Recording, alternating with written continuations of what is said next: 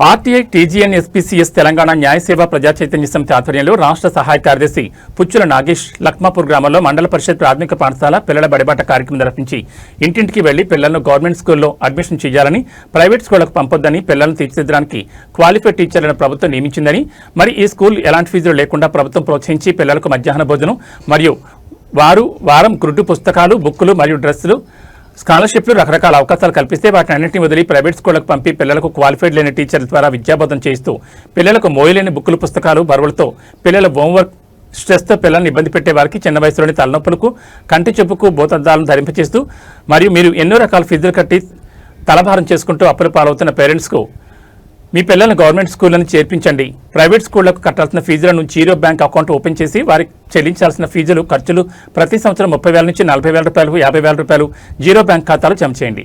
వాటిని ముట్టుకోకండి. పిల్లలు ఒక స్థాయికి వచ్చే నాటికి అవి 3 లక్షలు, 5 లక్షలు, 10 లక్షలు జమ అవుతాయి. అప్పుడు పిల్లలపై చదువులకు గ్రూప్ 1, గ్రూప్ 2, ఐఏఎస్, ఐపీఎస్ చదువుల ఖర్చులకు కానీ ఏదైనా డెవలప్మెంట్ సెల్ఫ్ బిజినెస్లు కానీ మీ పిల్లలకు మీకు ఇబ్బంది లేకుండా ఉంటుంది. ఈ అవకాశం కోసం బ్యాంక్ స్టాఫ్ని స్కూల్కి రప్పించి పేరెంట్లకు జీరో ఖాతాలు కూడా ఓపెన్ చేయిస్తామని ఈ సందర్భంగా చెప్పారు. ఈ కార్యక్రమంలో school head master Chandrashekhar, teacher Bommadi Janardhan మరియు టీచర్ ఆర్ ముతేన్న, వడ్డెన్న, చింటూ మరియు స్టూడెంట్లు పాల్గొన్నారు.